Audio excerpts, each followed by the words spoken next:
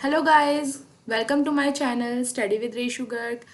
आज हम स्टार्ट करेंगे DI based on arithmetic. Arithmetic पे बेस्ड जो डीआईज हैं उसको हम स्टार्ट करेंगे आज। जो डीआईज हैं वो आज इस टाइप से ली गई हैं जो मेंस में आती हैं। मेंस में एक डीआई आजकल सारी मोस्टली सारी डीआई या तो लॉजिकल होती हैं या फिर अर्थमेटिक बेस्ड होती हैं। नॉर्मल जो बार ग्राफ एंड इस टाइप की जो डीआईज होती थी वो भी उन्होंने भी काफ़ी हद तक अपने आप को अर्थमेटिक में चेंज कर लिया है। अर्थमेटिक में आप बोर्ड एंड स्ट्रीम पर डीआईज काफ़ी देख रहे हैं, मेंसुरेशंस पे डीआई देखते हैं मेंस में, और छोटे छोटे टॉपिक्स जो होते हैं profit and loss, pipe and cistern, इन पे भी डीआईज आ रही है, टाइम एंड वर्क पर डीआई आ रही है। तो आज हम स्टार्ट कर रहे हैं अर्थमेटिक की जो प्रॉफिट एंड लॉस पर डीआई बनती है उस डीआई को। ठीक है, डीआई बहुत ईजी है, प्लीज़ आराम से करिएगा। स्टार्ट करते हैं। Happy mother's day to all. जो भी व्यूअर हैं मेरे, उन सभी की मम्मी को मेरी तरफ से हैप्पी मदर्स डे। तो स्टार्ट करें आज की डीआई। जो डीआई है वो उसमें एक चार्ट हमें दिख रहा है साफ साफ। अब जब भी आप इस टाइप की डीआई देखें तो उसकी जो इंस्ट्रक्शंस है वो एक बार पढ़ लें। ये जो ऊपर वाला इंस्ट्रक्शन होता है वो आपको नहीं पढ़ना होता है। ये हमें यही बताता है कि चार्ट है, ये इस टाइप का कुछ बताता है।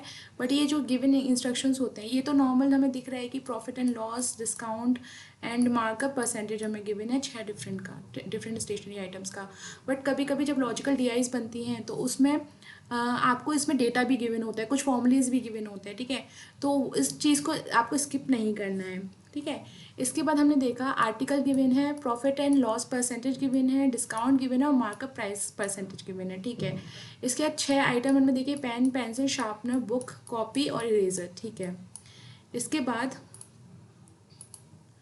प्रॉफिट, कुछ हमें डेटा मिसिंग लग रहा है, इसका मतलब ये नॉर्मल डीआई नहीं है, ये मिसिंग डेटा वाली डीआई भी है। तो गाइज इसको देख के आपको पैनिक नहीं करना है। आपको बस इतना ध्यान रखना है कि अगर मिसिंग डेटा है तो जब हमें क्वेश्चन पे उस पे बेस्ड कुछ क्वेश्चंस आएंगे तो उसका डेटा उस क्वेश्चन में अवेलेबल होगा। ठीक है, स्टार्ट करते हैं। एन ओनर, गाइस इसको आपको पॉज करके ही बनाना होगा क्योंकि अभी मैं टाइमर इसमें इंक्लूड नहीं कर पाई हूँ। तो होपफुली वो चीज़ बहुत जल्दी इंक्लूड कर लूँ। तो प्लीज़ इस वीडियो को पॉज करिए और उसको बनाइए। उसके बाद अगर आपका अप्रोच, हाँ एक चीज़ और, अगर आपका अप्रोच मुझसे इजी है तो उसको कमेंट सेक्शन में पोस्ट करना मत भूलिएगा। बट ऐसा है कि आपका अप्रोच मेरे से ज़्यादा एलेबोरेट करा हुआ है, ज़्यादा बड़ा है और आपको मेरा अप्रोच सही अच्छा लगा है तो please hit the like button and subscribe to my channel, क्योंकि मैं अब वीडियोस होपफुली रोज़ाना पोस्ट करूँगी। Maybe arithmetic DI, maybe logical DI, maybe puzzle. मैं रोज़ाना बेसिस पे ये कमिटमेंट तो नहीं कर सकती कि मैं रोज़ाना 2 वीडियो से 1 वीडियो लेके आऊँगी। बट हाँ, जितना भी जो भी पोर्शन लेके आऊँगी, जो भी कंटेंट लेके आऊँगी वो बहुत ज़्यादा रेलेवेंट होगा हमारे और आपके एग्ज़ाम्स के लिए। ठीक है, तो मैं आपको प्रॉमिस नहीं कर रही हूँ बट हाँ कोशिश करूँगी कि एटलीस्ट मैं एक अच्छा क्वेश्चन आपके साथ रोज़ाना शेयर करूँ सो दैट आप उस चीज़ को और आप मतलब उस टाइप के क्वेश्चन आप और भी प्रैक्टिस कर सकें। बहुत सारी चीज़ें आपके अवेलेबल हो जाती हैं मार्केट्स में और टेलीग्राम ग्रुप्स पे काफ़ी हैं। आप किसी भी टेलीग्राम ग्रुप पे ऐड होइए और उसमें आपको काफ़ी ज़्यादा मटेरियल मिलेगा। ठीक है, तो स्टार्ट करते हैं। मैं आप इस वीडियो को पॉज करिए, खुद बनाइए और खुद कोशिश करिए, उसके बाद मेरा अप्रोच देखिएगा प्लीज़। तो इसमें दे रखा है an owner of stationery sold the pencil to a customer at a loss giving in the table। ठीक है, जो गिवन है लॉस मतलब 8% का लॉस। ठीक है, had he sold it 475 more he would have gain a profit of 11%। What is the market price of the pencil. पहले तो हम निकाल लेते हैं इसका कॉस्ट प्राइस। कॉस्ट प्राइस निकालने के बाद ही हम मार्केट प्राइस निकाल पाएंगे, विदाउट उसकी मार्केट प्राइस नहीं निकाल सकते। तो हमको ये पता चला कि 11% का प्रॉफिट हो रहा है बट यहाँ पे 8% का लॉस दिखा रहा है। बट हमसे ये चीज़ कही है कि अगर उसको इतने रुपए ज़्यादा पे बेचा जाए तो उसे प्रॉफिट हो रहा है। प्रॉफिट हो रहा है मतलब वो 11% का प्रॉफिट तो गेन कर ही रहा है, साथ में वो 8% का जो लॉस है उसको भी कवर कर रहा है। 8% के लॉस को भी कवर कर रहा है, मतलब 11 और 8 9। ठीक है, इसको अगर हम ऐड कर देंगे तो 19% बनेगा। 19% की जो वैल्यू है वो है 475%, 75 rupees.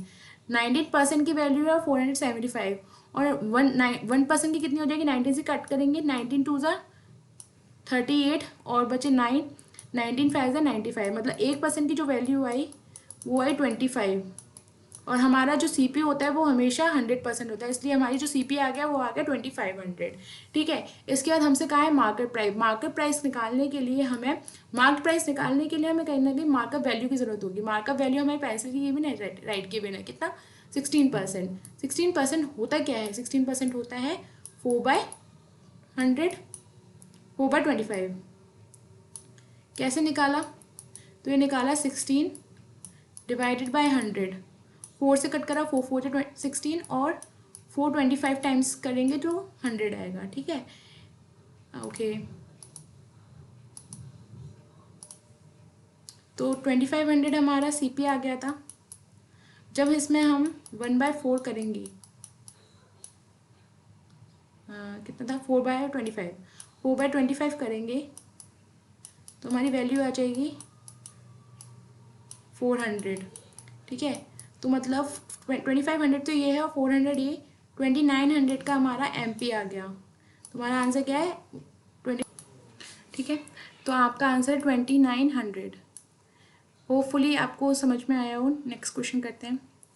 If shopkeeper marked book 10% above CP, ठीक है, एंड कॉपी 20% अबव सीपी, ठीक है, and also CP of book is half of the CP of a copy, ठीक है, then find the cost price, find the amount of discount offered by shopkeeper on book. Book पे हमें amount, मतलब discount का amount पता करना है। If gained ₹1000 on selling copy.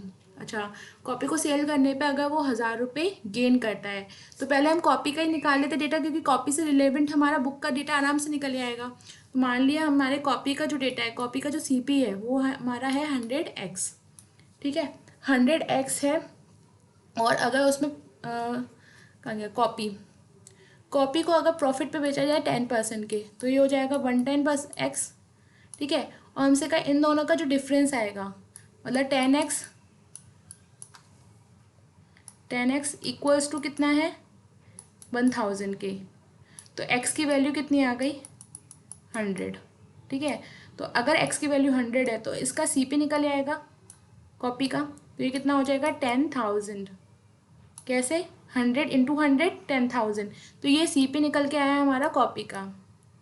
अगर हम बुक के सीपी की बात करें, तो जो बुक का सीपी है वो हाफ है कॉपी के सीपी के। तो कॉपी का सीपी हमारा 10,000 है, तो बुक का सीपी कितना हो जाएगा, 5,000। 5,000 हो गया बुक का। हमें निकालना क्या है, डिस्काउंट, जितना अमाउंट उसने ऑफर करा है। ठीक है, तो 5,000 का पहले तो हम निकाल लेते हैं कॉपी, बुक का है, बुक के रहा, ओके, बुक हमारा कितना है, मार्कअप करा है बुक 10% मार्कअप करा है बुक को। ठीक है, 10% का मार्कअप दिया है, तो 10% मतलब 5,000 का 10% मतलब 500, 500 का मार्कअप दिया है, तो ये कितना हो गया 5,500। 5,500 हमारा क्या है, मार्कअप वैल्यू है। अब मार्कअप वैल्यू पे उसने 20%, 25% का डिस्काउंट दिया है। 25% मतलब क्या होता है, 1/4 का डिस्काउंट दिया है, 1/4 का डिस्काउंट दिया है।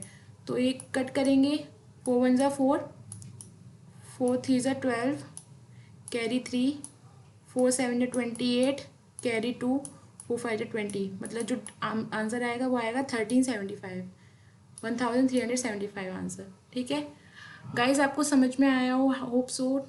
नेक्स्ट करते हैं, एक बार और देख लेते हैं इस क्वेश्चन को। 100x हमारा सीपी है किसका, कॉपी का। अगर हमने उसे 10% डिस्काउंट जो कि हमें टेबल में गिवन है सेल करा, तो ये कितना हो गया 110x। इन दोनों का जो डिफरेंस गिवन है वो हमें दिया है 1000, मतलब 10x इज इक्वल टू 1000, तो x की वैल्यू हो जाएगी हमारी 100। 100 का मल्टीप्लिकेशन जब 100 से करेंगे तो 10,000 हमारा सीपी आ गया ऑफ कॉपी, कॉपी का सीपी आ गया। फिर हमसे एक लाइन कही है कि CP of book is half of the CP of a copy, तो सीपी ऑफ अ कॉपी का सीपी ऑफ कॉपी का हाफ है, हाफ है इसका मतलब बुक का कॉस्ट प्राइस कितना हो जाए 5,000। 5,000 को उसने मार्कअप करा है 10% पे, 10% मतलब 500, 5,500 इसका इसका मार्कअप प्राइस आ गया। अब मार्कअप प्राइस पे हमसे उसने सिर्फ और सिर्फ अमाउंट पूछा डिस्काउंट का, तो डिस्काउंट मतलब 25% का उसने डिस्काउंट दिया है, तो 25% कितना होता है 1/4, 1/4 होता है, 1/4 निकालो तो इसका आ जाएगा 1375 is answer. Next question, next question है the difference between the selling price and of an pen, pen का जो सेलिंग प्राइस है एंड अ इरेजर, और इरेजर का जो सेलिंग प्राइस है इज़ 15,400। इरेजर के जो कॉस्ट प्राइस है सेलिंग प्राइस है उससे 15,400 रुपी, मतलब इन दोनों का जो डिफरेंस है वो 15,400 है, ठीक है। When eraser is sold as a profit of 12%, eraser अगर 12% प्रॉफिट पे सोल्ड की जाती है। Cost price of a pen is 15,000 more than that of eraser, ठीक है। तो हम एक काम करते हैं, पेन और इरेजर लिख लेते हैं एक तरफ, ठीक है। माना पेन का जो कॉस्ट प्राइस है, इरेजर का जो कॉस्ट प्राइस है वो पी है, तो पेन का कितना हो जाएगा, और पेन का जो कॉस्ट प्राइस होगा वो हो जाएगा पी प्लस 15,000, ठीक है। ये हो गया आपका सीपी दोनों का, पेन और इरेजर का। अब हमसे कहा अगर पेन को, पेन का प्रॉफिट दे रखा 8%, अगर पेन को 8% प्रॉफिट मतलब 108 पे बेचा जाए और 8% पे बेचा जाए, और इरेजर को 12% जो उसमें गिवन है उस पर बेचा जाए, तो इन दोनों का जो डिफरेंस बनेगा वो बनेगा 15,400, ठीक है।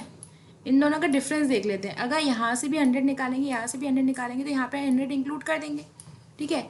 और जब यहाँ पे इसको माइनस करेंगे तो हो जाएगा पी 112p माइनस 108p मतलब 4p,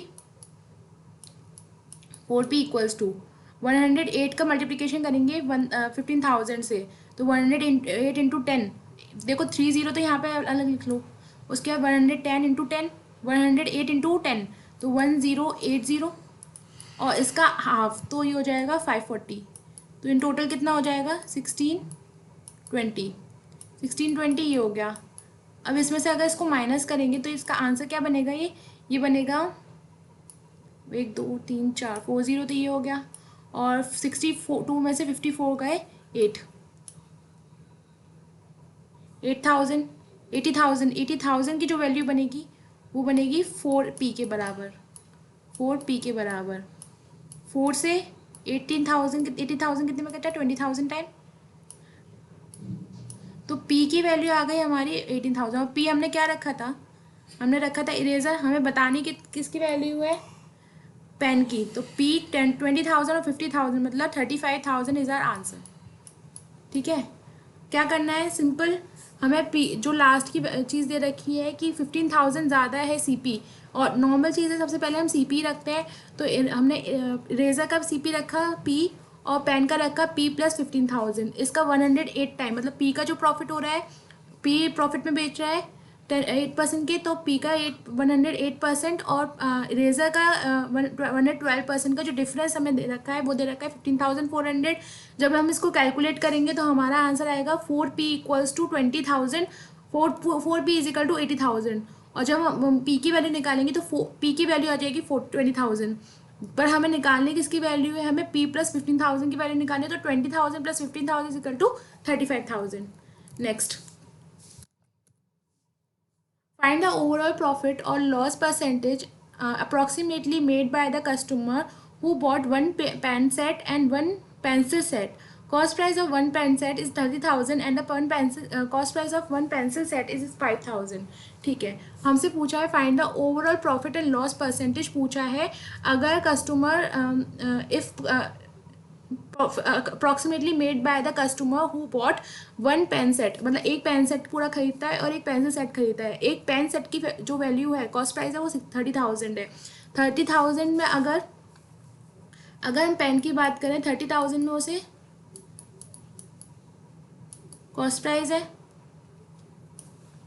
और वो कितने में प्रॉफिट में बेचा जाता है, तो 8% के प्रॉफिट में बेचा जाता है मतलब 108, तो इसका मल्टीप्लिकेशन इससे करेंगे तो कितना हो जाएगा, इन 2 जीरो से ये 2 जीरो गए, बचे कितने 3000 32,400 इसके बाद अगर हम कॉस्ट प्राइस ऑफ 5 में पेंसिल दे रखा है 5,000 और हमें लॉस पे बेचना है तो 5,000 का लॉस कितना हुआ 8%, मतलब 10% की वैल्यू कितनी होगी 500 और 1% की वैल्यू कितनी होगी 500, 1% की वैल्यू होगी 50 और का 2 टाइम्स 100 और उसकी कितनी वैल्यू हो गई थी 10,000 5,000 का 10% मतलब हो गया था आपका 500 में से 100 माइनस करेंगे तो कितना हो जाएगा 400 इसमें से माइनस करेंगे तो पेंसिल की जो कॉस्ट प्राइस पेंसिल का जो एसपी निकलेगा वो निकलेगा 4,600 और 32,400 ये दोनों मिला के कितने हो गए तो ये हो गए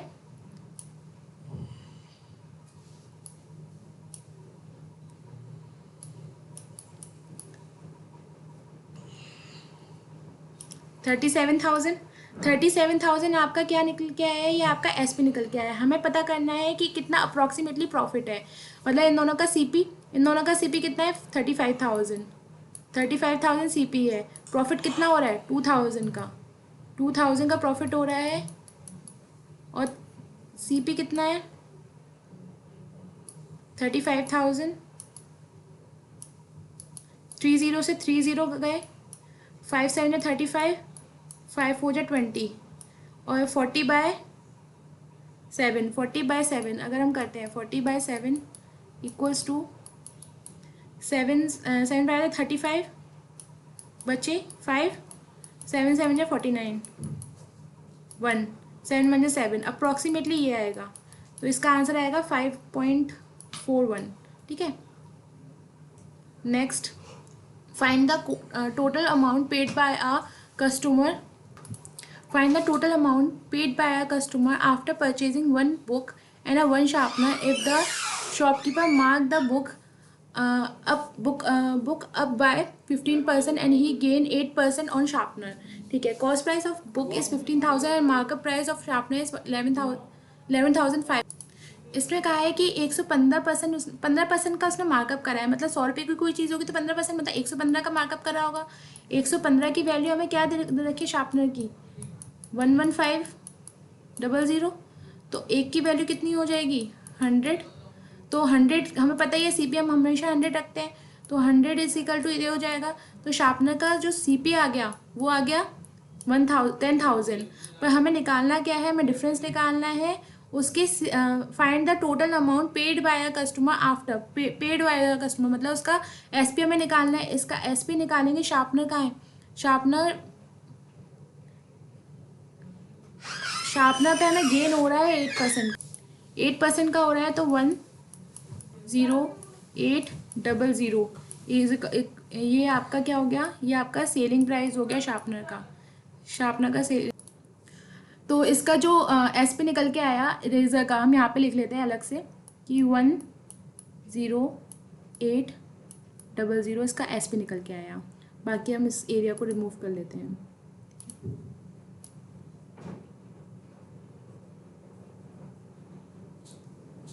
मतलब हमारा इरेजर का काम तो कंप्लीट हो गया हमें दूसरी जो वैल्यू है वो निकालनी है दूसरी वैल्यू किसकी है हमारी तो दूसरी वैल्यू बुक की है हमें बुक की वैल्यू निकालनी है बुक का हमें क्या दे रखा है cost price of book is 15,000 cost price of book is equal to 15,000 और इस पे इसको क्या करा है बुक को मार्कअप करा है कितने परसेंट से 15% से मार्कअप करा है और 25% का डिस्काउंट दिया है तो हम इसको ऐसे लिख सकते हैं 15,000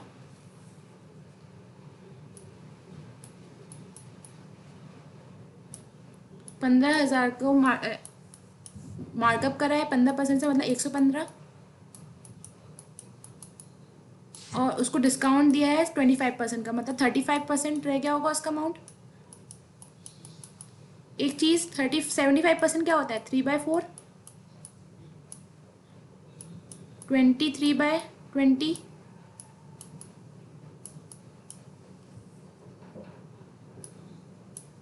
0 से 0 कट हुआ ये हो जाएगा 750 इसको और कट करेंगे 4 1 ज़ा 4 3 कैरी हो गए 4 8 32, carry 3,